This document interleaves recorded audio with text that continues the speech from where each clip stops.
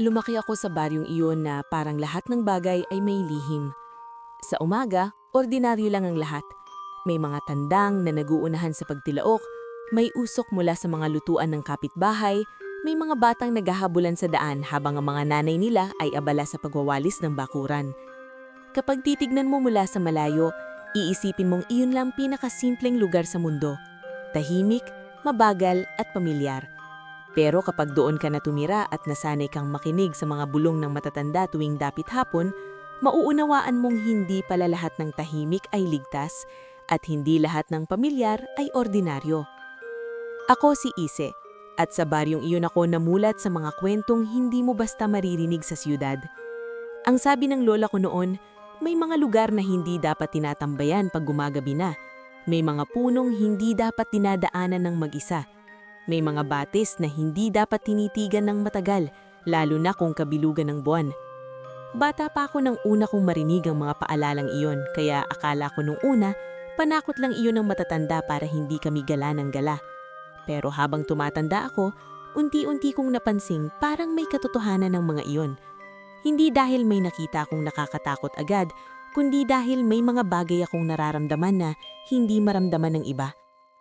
Nung 7 taon pa lang ako, minsan akong naligaw sa may likod ng palayan habang naghahabol ng alitaptap.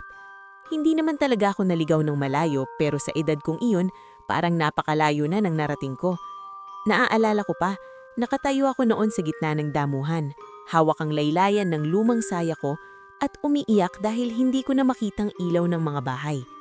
Maya-maya, may narinig akong mahinang ugong sa hangin. Hindi iyon tunog ng kuliglig o palaka. Para iyong mahinang awit na walang salita. Hindi ko alam kung bakit pero bigla akong kumalma. Parang may kung anong humaplos sa likod ko at may pakiramdam akong may nagtuturo sa akin kung saan ako dapat lumakad. Sumunod lang ako sa kutob ko hanggang sa marinig ko ang boses ng ama kong sumisigaw sa pangalan ko. Nang ikwento ko iyon sa lola ko, bigla siyang natahimik. Kinabukasan, pinagsabihan niya akong huwag na huwag akong lilingon kapag may naririnig akong tumatawag sa akin mula sa hangin. Habang tumatanda ako, doon ko lalong naunawaan na kakaiba ako sa ilang bagay. Hindi naman sobrang layo sa normal, pero sapat para mapansin ko. Halimbawa, minsan alam ko kung sinong paparating kahit hindi ko pa nakikita. Minsan ramdam ko kung kailan may bagyong darating kahit tirik pa ang araw. At may mga pagkakataon ding nagigising ako sa madaling araw dahil pakiramdam ko'y may nakatayo sa labas ng bintana, kahit pagtingin ko ay kawayan at gabi ang naroon. Hindi ko ito madalas sabihin sa iba dahil ayokong matawag na kung ano-ano. Sa baryo kasi, kapag may sinabi kang kakaiba, mabilis kang gawan ng istorya. Kaya natuto akong manahimik. Tahimik kong kinimkim ang mga bagay na hindi ko maipaliwanag. Maaga akong natutong tumulong sa bahay. Hindi kami mayaman pero hindi rin naman kami lubog sa hirap. Sapat lang ang buhay namin dahil masipag ang mga magulang ko. Ang ama ko ay nag-aalaga ng maliit naming taniman ng gulay at kung minsan ay nakikisaka sa palayan ng kamag-anak. Ang ina ko naman ay naghahabi ng banig at nagbebenta ng suman kapag may okasyon sa baryo. Ako ang panganay sa 3 magkakapatid, kaya natural lang na maraming nakaatang sa akin. Sanay ako sa pag-iigig, pagsisibak ng panggatong, pag-aalaga sa mga kapatid ko at pagtulong sa bukid kapag panahon ng anihan. Hindi ako reklamador. Sa totoo lang, gusto ko ang simpleng buhay namin. Gusto ko ang amoy ng bagong saing na kanin tuwing gabi, ang dampi ng malamig na hangin sa balat kapag madaling araw, at ang pakiramdam na kahit maliit ang mundo namin, buo kami roon. Pero sa kabila ng pagiging abala ko sa araw-araw, hindi nawawala ang pakiramdam na may kung anong nagmamasad sa akin mula sa malayo. Hindi iyon laging nakakatakot. Minsan nga parang kabaliktaran pa. Parang may presensyang tahimik lang na nakasunod sa kilos ko. Tuwing mag-iigib ako sa may lumang poso malapit sa puno ng bayabas, may mararamdaman akong hangin na biglang dadaan kahit wala namang bagyo. Tuwing maglalaba ako sa may sapa, may mga pagkakataong napapakiramdam ko na may matang nakatitingin sa akin sa gilid ng kakahuyan. Kapag lumilingon ako, wala naman akong makikita. Dahil doon, sinanay ko na lang ang sarili ko na huwag magpadala agad sa takot. Sabi ko sa sarili ko, baka malikot lang talaga ang isip ko. Hanggang sa dumating ang panahon na hindi ko na maikakaila na may kung anong naiiba sa paligid ko. Nangyari iyon 1 linggo matapos ang ika-19 kong kaarawan. Panahon iyon ng tag-ani kaya halos buong baryo ay abala sa bukid mula umaga hanggang papalubog ang araw. Nung araw na iyon, nagpahuli akong umuwi dahil tinulungan ko pa ang ama ko sa pagbubuhat ng mga sako ng palay. Pagod na pagod ang katawan ko at nangingitim na ang langit nang napagpasyahan kong mauna nang umuwi para ihanda ang hapunan. Sanay na ako sa daang iyon, isang makitip na pilapil na daraan sa tabi ng palayan, saka tatawid sa muntintulay na kawayan bago liliko sa daan na may malalaking puno at tutumbok sa baryo. Libo-libong beses ko nang nilakad iyon, kaya kahit nakapikit yata ako, kaya ko pa ring matunton. Pero ibang-iba ang gabing iyon. Hindi ko maipaliwanag kung bakit, pero habang naglalakad ako sa pilapil, pakiramdam ko ay biglang bumigat ang hangin sa paligid. Tahimik ang buong paligid, masyadong tahimik, na parang pati nga kuliglig ay pinili munang tumigil sa pag-ingay. Humina ang ihip ng angin, pero ang batok ko'y biglang kinilabutan na parang may malamig na hining ang dumikit doon. Huminto ako sa paglalakad at hinigpitan ko ang hawak ko sa bayong na dala ko. Inilibot ko ang tingin ko sa palayan. Wala naman akong nakita. Taming mga anino ng palay at mahinang liwanag mula sa papasibol na buwan ang naroon. Huminga ako ng malalim at pinilit kong ituloy ang paglalakad. Doon ko unang naramdaman iyon ng malinaw. Hindi isa, hindi dalawa, 4. 4 na magkakaibang presensya ang sabay-sabay kong naramdaman mula sa dilim. Para silang 4 na mata na hindi man ko makita ay alam kong nakatutok sa akin. Hindi ko narinig ang yapag nila. Walang sanga o dahong gumalaw, pero sigurado ako may 4 na nilalang na naroon. Nanunood, naghihintay at parang matagal na akong kilala. Dapat sana'y sumigaw ako o tumakbo, pero ang pinakamatakalim sa lahat, hindi ako nakaramdam ng takot. Ang kabaliktaran pa. Ang sa halip ay isang kakaibang init ang kumalat sa dibdib ko na parang sa hindi ko maintindihang rason, panatag akong may kung anong mahalagang bahagi ng buhay ko ang nagsisimula pa lamang ng gabing iyon. Hindi ko agad na ikwento sa kahit kanino ang nangyari noong gabing iyon. Kahit sa sarili ko, pilit kong iniisip na baka pagod lang ako o napaglaruan ng imahinasyon dahil sa dilim at katahimikan. Pero sa mga sumunod na araw, doon ko napatunayan na hindi iyon basta guni-guni lang. May kung anong nagbago sa paligid ko at mas lalo kong nararamdaman ang presensya ng 4 na iyon kahit hindi ko sila nakikita. Tuwing umaga, pilit kong ibinabalik ang sarili ko sa dati kong gawain. Gigising ako ng maaga, tutulong sa ina ko sa paghahanda ng almusal at sasama sa ama ko sa bukid. Pareho pa rin ang itsura ng lahat, pareho pa rin ang ritmo ng buhay namin, pero sa loob ko, parang may isang bahagi na hindi na mapakali. Habang nagbubuhat ako ng mga ani o naglalakad sa pilapil, madalas akong napapalingon sa likuran ko kahit wala naman akong naririnig. Hindi dahil sa takot, kundi dahil sa pakiramdam na may nakasunog sa akin. Tahimik lang pero hindi umaalis. Sa 3 araw matapos ang gabing iyon, nag-iigib ako sa may puso sa likod ng bahay. Karaniwan ay may maririnig kang ingay ng mga kapitbahay o kahit huni ng mga ibon. Pero noong oras na iyon, parang biglang naging tahimik ang paligid. Habang pinupuno ko ang timba, may malamig na hangin na biglang dumaan sa tabi ko. Hindi iyon simpleng ihip lang, parang may dumaan na presensya, malapit na malapit sa akin.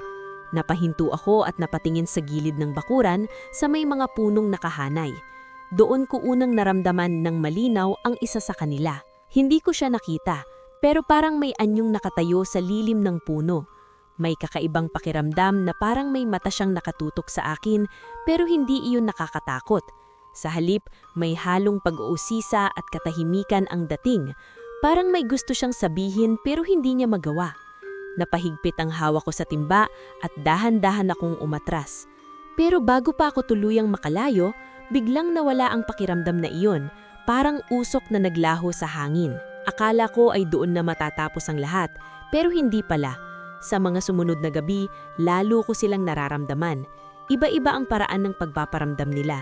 Minsan may mahinang tunog ng yabag sa likuran ko kahit walang tao.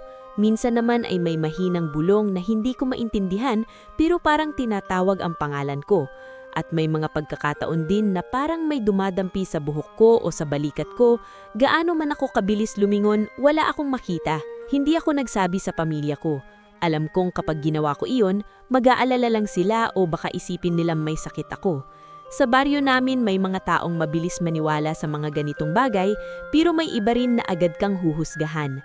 Ayokong maging sentro ng usapan, kaya pinili kong itago na lang ang lahat at harapin ito ng mag-isa. Hanggang sa isang gabi, muli akong napadaan sa parehong daan kung saan ko sila unang naramdaman ng sabay-sabay. Hindi ko alam kung bakit pero parang may nagtulak sa akin na bumalik doon. Hindi naman ako pinilit pero may kakaibang hatak na hindi ko maipaliwanag. Para bang may bahagi ng sarili ko na gustong malaman kung ano talaga ang nangyayari. Habang naglalakad ako papunta sa lugar na iyon, ramdam ko na agad ang pagbabago sa paligid. Mas malamig ang hangin, mas tahimik ang gabi, at mas malinaw ang liwanag ng buwan na tumatama sa mga dahon at damo. Nang makarating ako malapit sa punong balete, kusa akong napahinto. Hindi ko kailangang magtanong o maghanap dahil alam kong nandoon sila. Unti-unting bumigat ang hangin sa paligid ko. Parang may apat na presensya na unti-unting lumalapit mula sa magkakaibang direksyon. Hindi pa rin sila nagpapakita pero mas malinaw na ang pakiramdam kumpara sa mga nakaraang araw. Iba-iba ang paraan ng pagpaparamdam nila.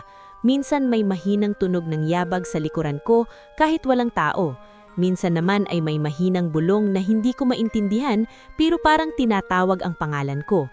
At may mga pagkakataon din na parang may dumadampi sa buhok ko o sa balikat ko, gaano man ako kabilis lumingon, wala akong makita. Dapat sana ay tumakbo ako. Dapat sana ay sumigaw ako, pero hindi ko nagawa. Sa halip, nanatili akong nakatayo, tahimik na nakatingin sa kanila habang unti-unting nagiging mas malinaw sa harap ko. At sa loob ng dibdib ko, sa kabila ng lahat ng dapat kong maramdaman, ay may isang kakaibang pakiramdam ang unti-unting umuusbong. Hindi takot, kundi isang uri ng pagkilala na parang sa hindi ko maipaliwanag na dahilan, matagal ko na silang hinintay kahit hindi ko alam kung bakit. Hindi ko na maalala kung gaano katagal akong nakatayo roon sa ilalim ng balete, pero ang alam ko lang, hindi ako gumalaw kahit unti. Parang may kung anong pumigil sa akin, hindi sa pamamagitan ng puwersa, kundi ng pakiramdam. Habang mas nagiging malinaw ang kanilang mga anyo, mas lalo kong napapansin ang kakaiba sa kanila. Hindi sila tulad ng inaasahan kong mga nilalang na madalas ilarawan ng matatanda. Walang matutulis na ngipin o nakakatakot na mukha. Sa halip, mukha silang mga taong may kakaibang kinang sa balat at mga matang parang may sariling liwanag. May mga detalye sa kanila na hindi maipaliwanag, parang hindi sila ganap na nakatapak sa mundong ito. Isa sa kanila ang unang gumalaw. Dahan-dahan siyang lumapit sa akin, hindi nagmamadali, parang sinusukat ang bawat hakbang. Ramdam ko ang init na nagmumula sa kanya. Hindi nakakapasong init, kundi parang sikat ng araw na dahan-dahang tumatama sa balat sa umaga. Huminto siya sa ilang hakbang ang layo mula sa akin. Hindi siya nagsalita agad, pero ramdam ko na may nais siyang iparating. Maya-maya, narinig ko ang boses niya, mahina pero malinaw, parang hindi galing sa bibig kundi direkta sa isip ko. Sinabi niya na huwag akong matakot. Hindi ko alam kung paano ko naiintindihan pero malinaw sa akin ang kahulugan. Kasunod niya, may isa pang lumapit mula sa likuran ko. Ibang pakiramdam ang dala niya, mas malamig, parang hangin sa gitna ng gabi na may dalang katahimikan. Hindi rin siya nagsalita ng malakas, pero pareho lang ang paraan ng pakikipag-usap. Parang direkta nilang naaabot ang isip ko nang hindi dumaan sa salita. Unti-unti, lumapit din ang dalawa pa. Napalibutan nila ako pero hindi iyon pakiramdam na kinulong ako. Sa halip, parang pinoprotektahan nila ako mula sa labas. Doon nila unti-unting ipinakilala ang kanilang sarili. Hindi nila sinabi ang mga pangalan nila sa paraang karaniwan pero may mga salitang pumasok sa isip ko na tila kumakatawan sa kanila. May isa na may kaugnayan sa init at liwanag, may isa na may koneksyon sa hangin, may isa na parang sumasabay sa agos ng tubig at ang huli ay may bigat at tibay ng lupa. Habang nakatayo ako roon, Unti-unti kong naunawaan na sila ang mga tagapangalaga ng lugar na iyon, hindi lang ng punong balete, kundi ng buong lupain sa paligid namin. Sila ang mga nilalang na matagal nang binabanggit sa mga kwento ng matatanda pero hindi kailanman lubusang na ipapakita. Hindi nila direktang sinabi na sila ay mga engkanto pero hindi ko na kailangang marinig iyon. Ramdam ko na. Sa kabila ng lahat ng iyon, hindi pa rin ako natatakot. Ang mas naningibabaw sa akin ay ang pakiramdam na parang matagal ko na silang kilala. Hindi sa alaala, kundi sa damdamin. Parang may bahagi ng puso ko na agad na tumanggap sa kanila kahit hindi ko maipaliwanag kung bakit. Hindi ko rin namalaya na lumipas ang oras. Hindi ko alam kung ilang minuto o oras kaming nagkaharap, pero parang tumigil ang mundo sa paligid namin. Walang dumaan na tao, walang ingay na narinig. Tanging kami lang at ang mahinang ihip ng hangin sa pagitan ng mga dahon. Maya-maya, nagsalita ulit ang isa sa kanila. Hindi pa rin sa paraan ng tao, pero malinaw ang mensahe. Sinabi nila na matagal na nila akong napapansin. Mula pa noong bata ako, ramdam na nila ang kakaiba sa akin. Hindi raw lahat ng tao ay kayang maramdaman ang presensya nila, pero ako, mula pa noon, ay may kakayahang iyon. Kaya pala sa tuwing may nararamdaman akong kakaiba, hindi iyon guni-guni lang, sila iyon. Bigla kong naalala ang gabing naligaw ako noong bata pa ako, ang mahinang awit na gumabay sa akin pabalik sa bahay. Naramdaman ko ang panginginig sa loob ko nang maisip ko na sila rin pala iyon. Hindi nila ako pinabayaan noon at hindi rin pala nila ako pinabayaan hanggang ngayon. Hindi ko alam kung anong dapat kong maramdaman sa sandaling iyon. May halong gulat, pagkalito at kakaibang saya. Hindi dahil sa nangyayari, kundi sa pakiramdam na hindi ako nag-iisa sa lahat ng nararanasan ko noon. May paliwanag pala ang lahat. Habang tumatagal, mas lalo akong naging kompante sa presensya nila. Hindi na ako napapaatras o napapalingon ng mabilis. Sa halip, kusa akong humaharap sa kanila. May mga sandali na nagkakatitigan kami at sa mga sandaling iyon parang may kung anong dumadaloy sa pagitan namin. Hindi salita, kundi damdamin. Sa gabing iyon, hindi pa sila ako hinawakan. Walang pisikal na paglapit, pero sapat na ang presensya nila para maramdaman kong malapit na malapit sila. Parang may manipis na harang lang na naghihiwalay sa amin at anumang oras ay pwedeng itong mawala. Bago tumapos ang gabing iyon, unti-unti silang umatras. Hindi sila biglang naglaho. Dahan-dahan silang bumalik sa dilim, parang bahagi lang ng gabi na muling humalo sa anino. Naiwan akong mag-isa sa ilalim ng balete, pero hindi na ako katulad ng dati. Alam kong may babalikan ako at alam kong magsisimula pa lang ang lahat. Habang naglalakad ako pa uwi, hindi ko na naramdaman ang pagod. Hindi ko rin inisip kung anong sasabihin ko sa pamilya ko kung sakaling magtatanong sila kung bakit ako natagalan. Ang nasa isip ko lang ay ang 4 na nilalang na iyon at ang katotohanang muli ko silang makikita. Hindi ko alam kung bakit, pero sigurado ako na babalik ako roon at sa susunod, hindi na ako basta manonood lang. Simula noong gabing iyon, hindi na ako naging pareho ng dati. Kahit pilit kong ginagawa ang mga nakasanayan ko sa umaga, parang may bahagi ng sarili ko na laging naghihintay sa pagsapit ng dilim. Habang naglalakad ako sa pilapil, naglalabas sa sapa, o nagluluto kasama ang ina ko, hindi nawawala sa isip ko ang 4 na nilalang na nakita ko. Hindi ko man sila nakikita sa araw, ramdam ko pa rin ang presensya nila. Parang tahimik lang silang nakamasid mula sa malayo, naghihintay din. Dumating ang mga gabing kusa na akong bumabalik sa punong balete. Wala nang pag-aalinlangan, wala nang takot. Parang may kasunduan na hindi kailangang pag-usapan. Kapag tahimik na ang buong baryo at unti-unti nang nawawala ang ingay ng mundo, saka ako dahan-dahang lalabas ng bahay. Naglalakad sa parehong daan na dati kong kinatatakutan. Pero ngayon, hindi na iyon daan ng pangamba, kundi daan papunta sa isang bagay na hindi ko maipaliwanag pero hindi ko rin kayang iwan. Sa bawat pagbalik ko roon, mas nagiging malinaw ang anyo nila. Hindi na sila anim na lumilitaw sa gilid ng paningin ko. Nakikita ko na ang kanilang mga muka, ang kanilang mga mata na may kakaibang liwanag, at ang kanilang presensya na hindi kayang itago ng dilim. Iba-iba ang kanilang anyo, pero pare-pareho silang may kakaibang ganda na hindi mo maikukumpara sa kahit sinong tao. Hindi iyon perpektong kagandahan, kundi isang uri ng anyo na may lalim at misteryo, na parang may dalang lihim na hindi mo agad mauunawaan. Unti-unti rin nilang ipinakita sa akin ang tunay nilang kalikasan. Hindi nila ako tinakot, hindi nila ako pinilit. Sa halip, hinayaan nila akong masanay sa presensya nila. May mga gabing tahimik lang kaming nakaupo sa ilalim ng puno, nakatingin sa kalangitan habang ang buwan ay dahan-dahang tumataas. May mga sanduling naglalakad kami sa paligid, at kahit hindi sila ganap na humahawak sa akin, ramdam ko ang init o lamig na dumadampi sa balat ko, depende kung sino sa kanila ang pinakamalapit. May isang gabi na hindi ko makakalimutan. Tahimik ang paligid, at ang liwanag ng buwan ay sapat para makita ko ang anyo nila ng mas malinaw kaysa dati.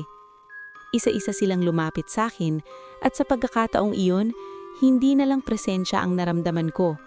Dahan-dahan, may isa sa kanila ang nagtaas ng kamay at halos idampihi yun sa pisngi ko. Hindi ko nakita ang mismong pagdikit, pero ramdam ko ang init na parang totoong balat na humaplos sa akin. Hindi ako umatras. Sa halip, pumikit ako at hinayaan ng sandaling iyon. Kasunod niya, lumapit ang isa pa.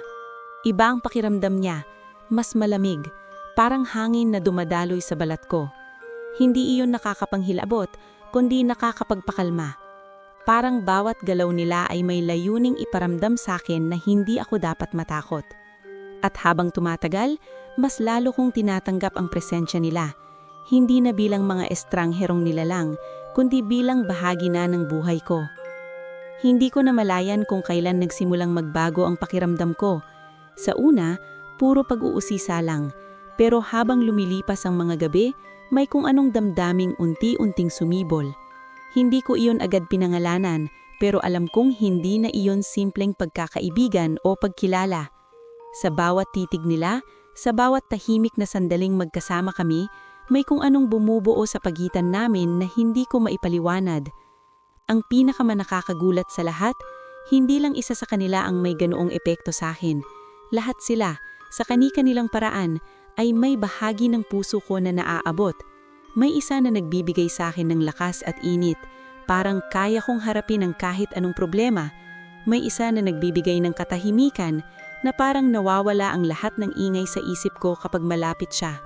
May isa na may lalim, na parang may mga bagay siyang alam tungkol sa akin na hindi ko pa alam sa sarili ko. At ang huli, may tibay at seguridad, na parang kahit anong mangyari, hindi ako pababayaan. Doon ko napagtanto na hindi ko na sila tinitignan bilang mga nilalang nakakaiba lang. Unti-unti, nagiging mahalaga na sila sa akin. At ang pinakamanakakatakot sa lahat, hindi na ako naghihisip kung tama ba ang ginagawa ko. Hindi ko na iniisip ang mga babala ng lola ko o ang mga kwento ng matatanda. Ang iniisip ko na lang ay ang pakiramdam na buo ako tuwing kasama ko sila. Habang tumatagal, mas lalo akong nawawala sa pagitan ng dalawang mundo. Sa umaga, ginagawa ko pa rin ang mga responsibilidad ko, pero parang wala na akong sigla. Parang may kulang sa bawat galaw ko. At sa gabi, doon ko lang nararamdaman na ako talaga ang sarili ko. Hindi ko na napapansin ang paglipas ng oras. Minsan, akala ko sandali lang akong nawala, pero pag-uwi ko, madaling araw na pala. May mga pagkakataon din na hindi ko na maalala ang lahat ng nangyayari. Nagigising ako sa kama ko na parang may panaginip na hindi ko mahawakan. May mga alaala na malinaw at may mga sandaling parang may nawawala sa pagitan. Pero kahit ganon, hindi ko iyon kinakatakutan. Sa halip, lalo akong nahuhulog sa mundong iyon. At habang unti-unti akong nalulunod sa presensya nila, hindi ko napansin na may kapalit pala ang lahat ng iyon. Hindi ko nakita ang panganib, hindi ko inisip ang magiging bunga. Ang alam ko lang ay sa bawat gabing lumilipas, mas lalo akong lumalayo sa mundong kinagisnan ko at mas lalo akong lumalapit sa kanila. na parang iyon na ang tanging lugar kung saan ako nabubuhay ng totoo. Habang tumatagal, hindi ko na napapansin kung gaano kalaki ang nababago sa buhay ko. Unti-unti akong nawawala sa dating ritmo ng araw ko. Dati, masaya akong gumigising ng maaga para tumulong sa bahay. Pero ngayon, madalas akong napapahiga ng matagal dahil sa pagod na hindi ko maipaliwanag. Hindi iyan simpleng pagod mula sa trabaho. Ibang klasing pagkapagod. Parang may kumukuha ng lakas ko sa bawat gabi na lumilipas. Napansin iyon ng ina ko. Isang umaga, habang naglalagay siya ng pagkain sa hapag, tinignan niya ako ng matagal bago nagsalita. Sabi niya, parang pumapayat daw ako at mas madalas na tulala. Ngumiti lang ako at sinabing pagod lang ako sa bukid. Hindi ko kayang sabihin ng totoo. Kahit sa sarili ko ay hirap akong unawain ang nangyayari. Tumanggo lang siya, pero ramdam kong hindi siya kumbinsido. Simula noon, mas lalo akong binabantayan ng mga magulang ko, pero hindi nila alam na ang dapat nilang bantayan ay ang mga gabing tahimik akong umaalis ng bahay. Doon ko rin napansin na hindi na lang gabi ang saklaw ng presensya nila. Kahit sa umaga, kahit saglit, may mga pagkakataon na nararamdaman ko sila. Minsan, habang naglalaba ako sa sapa, may malamig na hangin na biglang dadaan kahit tirik ang araw. Minsan, habang naglalakad ako sa daan, may aninong mabilis na mawawala sa gilid ng paningin ko. Hindi sila ganap na nagpapakita, pero sapat iyon para ipaalala sa akin na hindi sila tuluyang nawawala. Sa gabi, mas lalo silang nagiging malinaw. Hindi na lang simpleng pagkikita ang nangyayari. Parang mas lumalalim ang koneksyon namin sa bawat sandali. Hindi na sapat ang simpleng presensya. May mga gabing pakiramdam ko ay mas malapit na sila kaysa dati, na parang wala nang harang sa pagitan namin. Hindi ko maipaliwanag kung paano, pero may mga sandaling parang hindi ko nakontrolado ang sarili ko. Parang may humihila sa akin papalapit sa kanila, at hindi ko rin naman gustong lumayo. May mga bahagi ng gabi na hindi ko na maalala ng buo. Parang may mga puwang sa alaala ko na hindi ko mapunan. Nagigising ako minsan sa ilalim ng balete, nakaupo o nakahiga, at hindi ko alam kung paano ako napunta sa ganoong posisyon. Pero sa kabila ng lahat ng iyon, hindi ako kinakabahan. Sa halip, parang tanggap ko na ang nangyayari, kahit hindi ko lubos na nauunawaan. Habang lumilipas ang mga araw, mas lalo akong nagiging tahimik. Hindi na ako sumasabay sa kwentuhan ng mga kapitbahay. Hindi na rin ako masyadong nakikipag-usap sa mga kapatid ko. May mga pagkakataon na tinatawag nila ako, pero hindi ko agad naririnig. Parang malayo ang isip ko kahit nandito lang ang katawan ko. Ang totoo, kahit nasa loob na ako ng bahay, pakiramdam ko ay kalahati ng sarili ko ay nasa ilalim pa rin ng punong balete, naghihintay ng gabi. Isang gabi, may nangyari na lalo pang nagbago sa lahat. Dumating ako sa balete ng mas maaga kaysa dati. Tahimik ang paligid at mas maliwanag ang buwan kaysa sa mga nakaraang gabi. Pagdating ko roon, hindi ko na kailangang hintayin pa silang magpakita. Naramdaman ko agad ang presensya nila, mas malapit, mas malinaw at mas matindi kaysa dati. Hindi ko alam kung bakit, pero sa gabing iyon, pakiramdam ko ay hindi na ako basta bumisita lang. Parang may inaasahan silang mangyayari. Isa-isa silang lumapit sa akin at sa pagkakataong iyon, hindi na ako nag-atubiling lumapit din. Wala nang takot, wala nang pag-aalinlangan. Taning pakiramdam na lang na gusto kong manatili sa sandaling iyon. Habang lumalalim ang gabi, parang mas lalo akong nawawala sa sarili ko. Hindi ko na nararamdaman ang lamig ng hangin o ang pagod ng katawan ko. Ang tanging malinaw sa akin ay ang presensya nila at ang pakiramdam na unti-unti akong nilalamon ng mundong iyon. Hindi ko na alam kung saan nagtatapos ang realidad at kung saan nagsisimula ang kakaibang mundong iyon. Pag-uwi ko kinabukasan, hindi ko na maalala ang kabuuan ng nangyari. Parang may mga alaala na nabura pero may mga damdaming naiwan. May kakaibang bigat sa dibdib ko at may pakiramdam na parang may nagbago sa loob ko. Hindi ko maipaliwanag kung ano iyon, pero alam kong hindi na ito basta simpleng pagkikita lang. Sa mga sumunod na araw, mas lalo akong nakaramdam ng pagkapagod. Mabilis akong hingalin kahit kaunting trabaho lang ang gawin ko. Minsan, bigla na lang akong nahihilo kahit nakaupo lang. Pinilit kong baliwalain iyon. Iniisip na baka dahil lang sa kakulangan sa tulog. Pero sa loob ko, may bahagi na nagsasabing may mas malalim na dahilan. Hindi ko pa alam kung ano ang kapalit ng lahat ng iyon. Hindi ko pa nauunawaan kung gaano kalalim ang pinasok ko. Ang alam ko lang, sa bawat gabing lumilipas, mas lalo akong hinihila ng mundong iyon palayo sa realidad. At kahit may bahagi sa akin na nagsasabing dapat akong umatras, mas malakas pa rin ang hatak nila na manatili ako, na parang hindi na ako makakabalik sa dati kong buhay, kahit gustuhin ko. Sa mga sumunod na linggo, doon ko na tuluyang naramdaman na hindi na simpleng pagod o puyat ang pinagdadaanan ko. May mga umaga na paggising ko pa lang, parang umiikot na agad ang paligid. Kailangan kong umupo muna sa gilid ng kama bago tumayo dahil pakiramdam ko ay babagsak ako anumang sandali. Minsan, kahit hindi pa ako kumakain, parang nasusuka na ako sa amoy ng pagkain. Pinipilit kong itago yun sa pamilya ko pero may mga pagkakataon na hindi ko na mapigilan. Isang umaga, habang kumakain kami ng almusal, bigla akong napahinto. Hindi ko maipaliwanag pero parang biglang naging matapang ang amoy ng pagkain sa harap ko.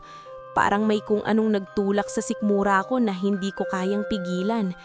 Bigla akong tumayo at nagmadaling lumabas ng bahay, halos matumba sa pagmamadali. Narinig ko ang boses ng ina ko na tumatawag sa akin pero hindi ko na siya sinagot. Diretso akong napunta sa likod ng bahay at doon ako napaupo habang pinipilit kong kumalma. Matagal akong nanatili roon. Hawak ang sarili ko habang unti-unting nawawala ang hilo.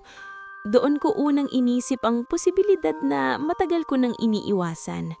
Hindi ko gustong bigkasin kahit sa isip ko pero hindi ko na maikakaila na may kakaiba na talagang nangyayari sa katawan ko.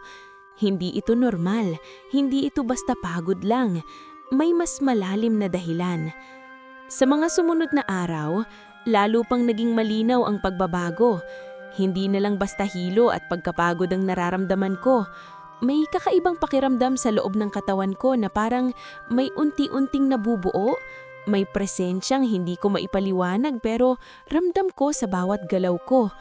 Hindi ko pa kayang tanggapin ang iniisip ko pero bawat araw na lumilipas ay mas lalo akong tinutulak sa katotohanan iyon. Sa kabila ng lahat ng iyon, hindi ko tinigilan ng pagpunta sa balete.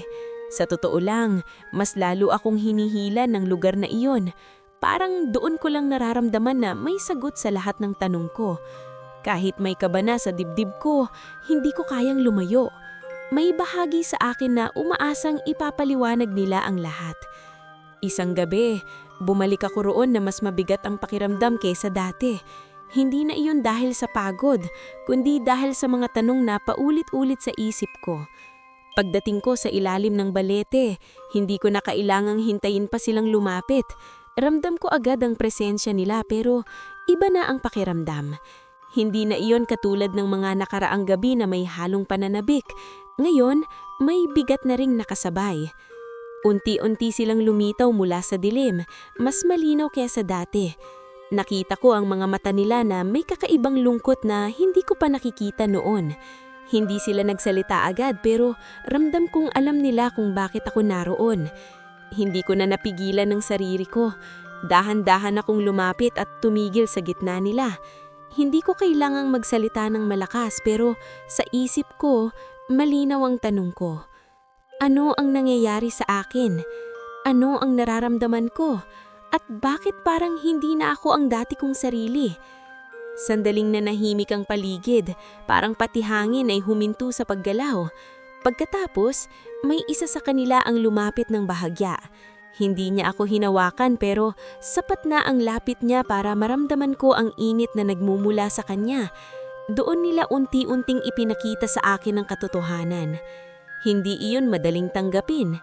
Hindi iyon simpleng paliwanag na kayang proseso ng isip ko agad, pero malinaw ang mensahe. Ang lahat ng nangyari sa pagitan namin ay hindi basta sandaling pagkikita lamang. May naging bunga ang lahat ng iyon, at ang bunga na iyon ay naroon sa loob ko. Parang may lamig na tubig na ibinuhos sa buong katawan ko. Hindi ako agad makagalaw, hindi ako agad makapagsalita. Ang buong paligid ko ay parang biglang naging malabo. Alam kong iyon na ang kinakatakutan kong isipin pero iba pa rin pala kapag narinig mo mismo ang kumpirmasyon. Sinabi nila na ang dinadala ko ay hindi basta bata. Isa itong nilalang na may dugong mula sa kanila at mula sa akin. Isang nilalang na bihira at hindi madaling tanggapin ng mundo ng tao. Hindi nila sinabi kung alin sa kanila ang pinangmadmulan at hindi ko rin alam kung bakit hindi ko yun tinanong. Sa sandaling iyon, hindi na mahalaga kung sino. Ang mahalaga, totoo ang lahat. Hindi ako sumigaw, hindi ako umiyak, pero ramdam ko ang bigat na unti-unting bumababa sa dibdib ko. Parang may bahagi sa akin na biglang nagising at may bahagi naman na tuluyang nawala. Hindi ko alam kung matatakot ako o gagalit. Hindi ko alam kung dapat ko ba silang sisihin o ang sarili ko. Pero sa gitna ng lahat ng iyon, may isang pakiramdam na hindi ko inaasahan. Isang kakaibang koneksyon sa dinadala ko. Hindi ko pa man lubos na nauunawaan pero ramdam ko na may buhay na umaasa sa akin. At sa kabila ng lahat ng takot at kalituhan, may maliit na bahagi sa puso ko na unti-unting tumanggap sa katotohanan iyon. Sa gabing iyon, hindi na ako nagtagal. Umalis ako sa ilalim ng balete na mas mabigat ang pakiramdam kaysa dati. Hindi na lungalong ako iyon dahil sa pagod, kundi dahil sa mga tanong na paulit-ulit sa isip ko. Pagdating ko sa bahay, nakita ko ang ina ko sa labas na parang hinihintay ako. Alam kong nakakita niya ako mula sa labas ng bahay habang nagpapahinga ako. Doon ko ipinasya na hindi ko na mabubuwagan suli iyon. Ang lahat ng iyon ay magiging sarili ko ng lihim, ang pagiging buntis ko at ang kakaibang pinagmulan ng bata. Sa halip, diretso akong pumasok sa loob at hindi na lumabas muli. Nakahiga ako sa kama na nakatingin sa kisame. Doon ko unang tuluyang tinanggap na hindi na ako makakabalik sa dati kong buhay. Dahil sa loob ko ay may lihim na akong dala na magbabago sa lahat. Ilang gabi akong hindi bumalik sa balete matapos kong malaman ang katotohanan. Hindi dahil sa takot lang, kundi dahil hindi ko alam kung paano ko haharapin ang 4 na iyon matapos ang lahat. Sa bawat paggising ko, mas lalo kong nararamdaman ang bigat ng lihim na dala ko. Hindi ko na maitatanggi sa sarili ko ang pagbabago sa katawan ko. Mas mabilis akong mapagod, mas madalas ang hilo, at may mga sandaling kailangan kong huminto sa ginagawa ko dahil parang nawawalan ako ng lakas. Napansin iyon ng ina ko. Isang hapon habang naglalaba ko sa likod ng bahay, lumapit siya sa akin at tahimik na tumabi. Hindi siya agad nagsalita. Ilang sandali kaming parehong nakatingin sa umaagos na tubig bago siya ako tinanong kung may gusto ba akong sabihin. Hindi ko siya agad nasagot, hindi dahil wala akong gustong sabihin, kundi dahil hindi ko alam kung saan ako magsisimula. Paano ko ipapaliwanag ang isang bagay na kahit ako ay hirap unawain? Ngumiti lang ako at sinabing pagod lang ako. Nakita ko ang pag-aalinlangan sa mga mata niya, pero hindi na siya nagpumilit. Tumanggo siya at hinayaan akong magpatuloy, pero ramdam kong hindi niya tinanggap ang sagot ko. Simula noon, mas lalo akong naging maingat. Hindi na ako pwedeng magpakita ng kahinaan sa harap nila. Kailangan kong itago ang lahat kahit pa unti-unti na akong nadudurog sa loob. Sa mga araw na hindi ako pumupunta sa balete, akala ko ay mawawala ang presensya nila. Akala ko ay mababawasan ang bigat sa dibdib ko. Pero kabaliktaran ang nangyari. Mas lalo ko silang naramdaman kahit hindi ko sila nakikita.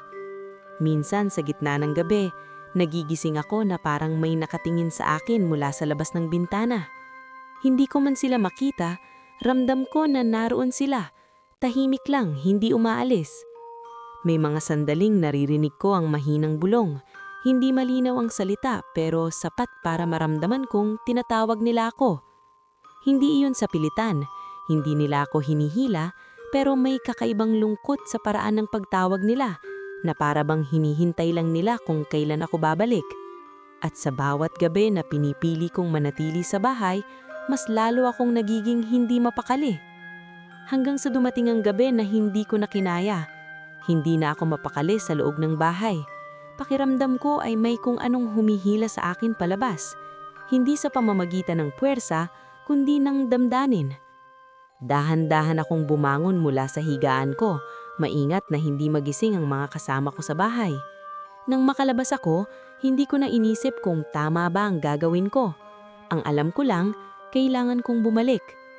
Habang naglalakad ako papunta sa balete, mas mabigat ang bawat hakbang ko. Hindi na iyon katulad ng mga nakaraang gabi na may halong pananabik. Na yun may kasamang takot at pag-aalinlangan.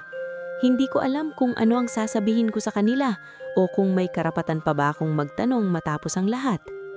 Pagdating ko ron, hindi ko na kinailangang hintayin pa silang magpakita. Naramdaman ko agad ang presensya nila. Mas tahimik kaysa dati pero mas mabigat. Isa-isa silang lumitaw mula sa dilim at sa pagkakataong iyon, hindi ko na nakita ang parehong anyo na dati kong kinagigiliwan. May pagbabago sa mga mata nila, isang uri ng lungkot at pananagutan na hindi ko pa nakita noon. Hindi ako agad nagsalita.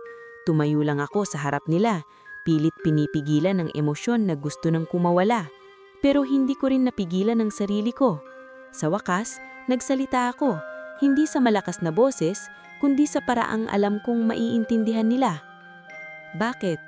Iyon lang ang tanong ko pero alam kong marami ang laman noon. Bakit ako? Bakit nangyari ang lahat? At bakit ngayon ko lang nalaman ang katotohanan? Hindi sila agad nasagot. Sandali silang nanatiling tahimik, parang pinag-iisipan kung paano ipapaliwanag ang isang bagay na hindi madaling sabihin. Maya-maya, may isa sa kanila ang lumapit ng kaunti. Hindi siya nagpakita ng anumang puwersa o pagmamataas. Sa halip, ramdam ko ang bigat ng emosyon niya na parang may pagsisisi at pag-aalala. Doon nila unti-hunting ipinaliwanag ang lahat. Hindi raw nila planong mangyari ang lahat sa ganitong paraan.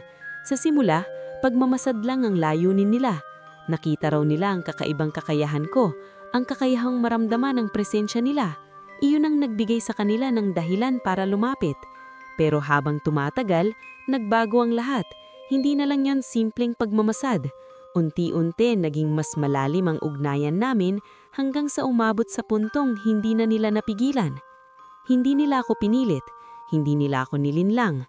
Lahat ng nangyari ay kusang nangyari sa pagitan namin kahit hindi ko lubos na nauunawaan noon. Pero aminado sila na may responsibilidad sila sa nangyari. Hindi nila itinanggi yon. Habang pinikinggan ko sila, unti-unting nababawasan ang galit na hindi ko naman alam kung kanino ko ibubuhos. Hindi ko rin masisisi ang sarili ko dahil hindi ko alam ang pinasok ko. At hindi ko rin sila tuluyang masisi dahil ramdam kong totoo ang sinasabi nila. Pero hindi ibig sabihin noon na madali ko na itong tatanggapin. Naramdaman ko ang bigat ng dibdib ko habang iniisip ang hinaharap. Ano ang mangyayari sa akin? Ano ang mangyayari sa batang dinadala ko? At paano ko haharapin ang mundong hindi kailanmang maiintindihan ang katotohanan ito? Sa gitna ng katahimikan, may isang bagay akong napagtanto. Hindi na ako pwedeng manatili sa pagitan ng dalawang mundong ito. Kailangan kong pumili. At kahit hindi ko pa alam kung paano, ramdam kong ang desisyong iyon ang magdidikta ng magiging buhay ko at ng batang dinadala ko. Hindi naging madali ang mga sumunod na araw matapos kong marinig ang lahat mula sa kanila. Hindi ko man agad sinabi ang desisyon ko, pero sa loob ko, unti-unti nang nabubuo ang direksyong kailangan kong tahakin. Hindi ako pwedeng manatili sa pagitan ng dalawang mundong iyon. Hindi ako pwedeng magpatuloy na parang walang nangyari. May buhay na akong dala, at sa unang pagkakataon, mas inisip ko na siya kaysa sa sarili ko. Pinili kong lumayo. Hindi iyon bigla ang desisyon. Ilang gabi rin akong bumalik sa balete. Hindi na para manatili, kundi para unti-unting magpaalam. Hindi ko iyon sinabing direkta, pero ramdam nilang nagbabago na ang desisyon ko. Sa bawat gabing magkasama kami, mas naging tahimik ang mga sandali. Wala nang dating gaan ng pakiramdam. Pinalitan niyon ng mabigat na katahimikan na puno ng mga bagay na hindi na kailangang sabihin.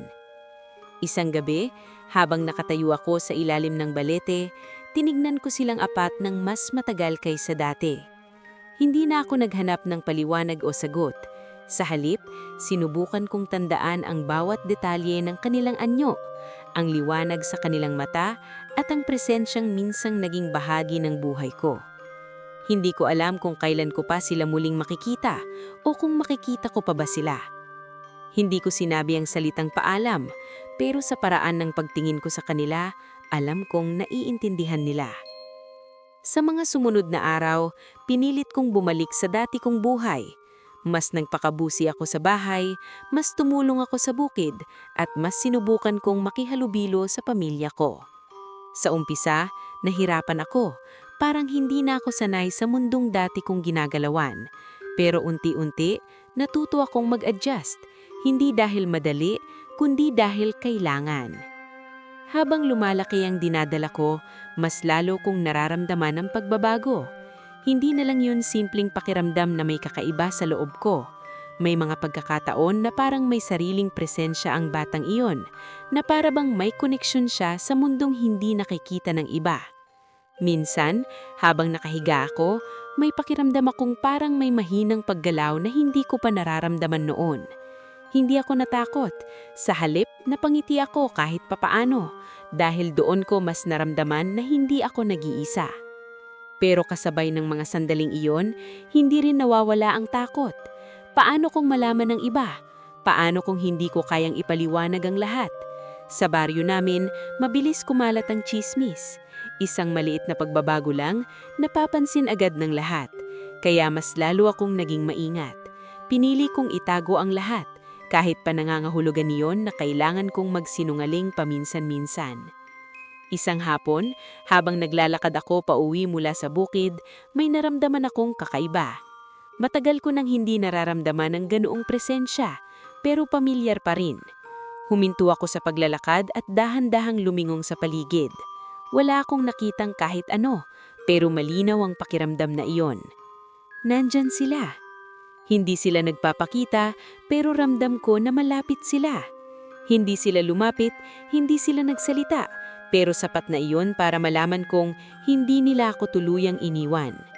Sa halip na matakot, may kakaibang katahimikan ng dumaloy sa akin. Parang kahit hindi na kami magkasama tulad ng dati, may bahagi pa rin ng ugnayan namin na hindi mawawala. Simula noon, paminsan-minsan ko silang nararamdaman. Hindi na kasing lakas ng dati, pero sapat para ipaalala sa akin na bahagi sila ng kwento ko. May mga gabi na habang nakahiga ako, may mahinang hangin na dadaan sa bintana kahit sarado ito. May mga sandali na parang may nakatingin sa akin sa dilim, pero hindi iyon nakakatakot. Parang pagbabantay lang. Habang tumatagal, mas natutunan kong tanggapin ang lahat. Hindi ko na hinanap ang sagot sa mga tanong na hindi ko kayang sagutin. Sa halip, tinanggap ko na lang na may mga bagay na hindi kailangang ipaliwanag para maging totoo. Sa loob ng mga buwan na iyon, mas lalo kong inalagaan ang sarili ko. Hindi lang para sa akin, kundi para sa batang dinadala ko. Hindi ko alam kung ano ang magiging anyo niya o kung anong klaseng buhay ang naghihintay sa kanya. Pero isa lang ang sigurado ko, hindi ko siya pababayaan. At sa bawat araw na lumilipas, mas lalo kong nararamdaman na papalapit na ang panahong haharapin ko ang pinakamahalagang yugto ng buhay ko. Isang yugto na hindi ko kayang takasan at hindi ko rin kayang ipagpaliban. Habang nakaupo ako isang gabi sa loob ng bahay, hawak ang tiyan ko, napapikit ako sandali. Sa katahimikan ng paligid, naramdaman ko muli ang mahinang presensya na matagal ko nang hindi direktang hinaharap. Hindi sila lumalapit pero naroon lang, tahimik, nagmamasid. At sa pagkakataong iyon, hindi na ako nagtanong, hindi na ako naghanap ng paliwanag. Tinanggap ko na lang na ang buhay ko ay tuluyang nagbago at ang batang dinadala ko ang magiging simula ng panibagong kwento na hindi ko palubos na alam kung saan hahantong. Habang papalapit ng papalapit ang mga buwan, mas lalo kong nararamdaman ang bigat ng responsibilidad na dala ko. Hindi na lang ito lihim na pilit kong itinatago, kundi isang realidad na unti-unting nagiging bahagi ng bawat galaw ko. Lumalaki na ang tiyan ko, at kahit anong pag-iingat ang gawin ko, may mga mata na rin sa baryo ang nagsisimulang magtanong. Hindi man direkta, pero ramdam ko ang mga bulong, ang mga tingin na may halong pagtataka at pagdududa. Mas lalo akong naging tahimik. Hindi na ako sumasama sa mga pagtitipon, hindi na rin ako masyadong lumalabas maliban na lang kung kailangan. Pinili kong ilayo ang sarili ko sa usapan ng iba, dahil alam kong wala akong maibibigay na paliwanag na mauunawaan nila. Kahit ang pamilya ko, Ramdam ko na rin ang pagbabago sa paraan ng pagtingin nila sa akin. Hindi nila ako tinatanong ng direkta, pero alam kong may mga bagay silang napapansin na hindi ko maipaliwanag. Sa kabila ng lahat ng iyon, may isang bagay na hindi nagbago. Ang presensya nila. Hindi na tulad ng dati na malinaw at malapit, pero hindi rin sila tuluyang nawala. May mga gabi na habang nakahiga ako, nararamdaman ko ang mahinang pag-ikot ng hangin sa loob ng silid kahit sarado ang bintana. May mga sandali na parang may aninong dumadaan sa gilid ng paningin ko, mabilis at hindi mahuli. Hindi sila nagpapakita ng buo, pero sapat iyon para ipaalala sa akin na hindi ako nag-iisa sa lahat ng ito. Isang gabi, habang nakaupo ako sa labas ng bahay, nakatingin sa malayong kabundukan, may kakaibang katahimikan na bumalot sa paligid. Wala ang karaniwang ingay ng mga kuligid at ang hangin ay tila tumigil sa paggalaw.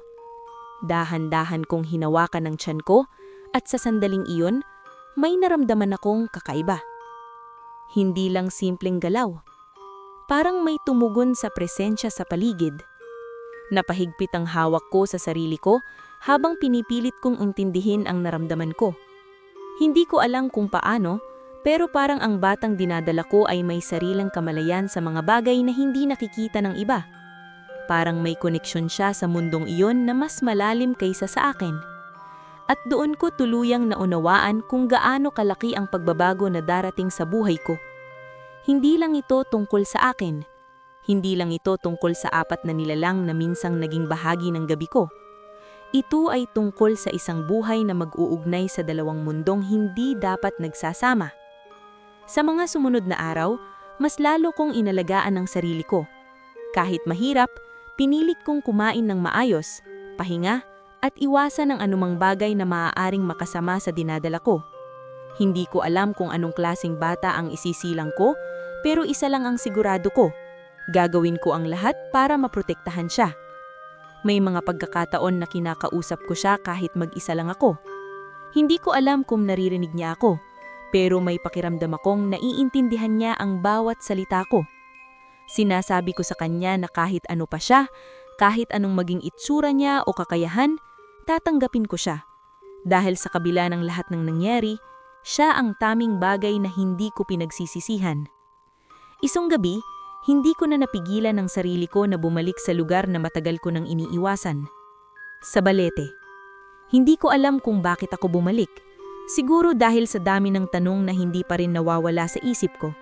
O siguro dahil may bahagi sa akin na gustong makita sila kahit sa huling pagkakataon bago tuluyang magbago ang lahat. Pagdating ko ron, tahimik ang paligid, pero hindi katulad ng dati.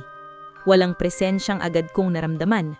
Walang aninong gumalaw sa dilim. Ilang sandali akong tumayo ron, naghihintay, umaasang may magpapakita. At pagkatapos ng ilang sandali, naramdaman ko sila. Hindi kasing lakas ng dati, pero malinaw pangin. Isa-isa silang lumitaw mula sa dilim. Hindi kasing lapit ng dati, pero sapat iyon para makita ko ang anyo nila. Iba na ang pakiramdam ng gabing iyon. Wala na ang dating init at gaan. Pinalitan iyon ng tahimik na pag-unawa na malapit nang matapos ang bahagi ng buhay namin na iyon. Hindi ako nagsalita agad. Hindi ko alam kung anong sasabihin ko. Pero sa loob ko, malinaw ang gusto kong iparating. Nagpapasalamat ako. Sa lahat ng nangyari, sa lahat ng sandaling ibinigay nila sa akin, at kahit sa bagay na ngayon ay dala ko. Hindi ko alam kung naramdaman nila iyon, pero nakita ko ang pagbabago sa mga mata nila.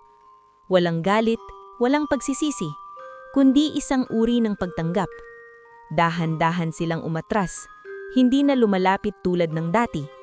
At sa pagkakataong iyon, hindi ko na sila pinigilan. Hindi ko na hiniling na manatili sila. Dahil alam kong ang landas ko ay iba na mayon. At habang unti-unti silang nalalaho sa dilim, hinawakan ko ang tiyan ko at huminga ng malalim. Handa na akong harapin ang susunod na yugto ng buhay ko. Kasama ang batang magbabago sa lahat. Dumating ang araw na matagal ko nang inaasahan at kinatatakutan. Maaga pa lang ng umaga, ramdam ko ng kakaibang bigat sa katawan ko.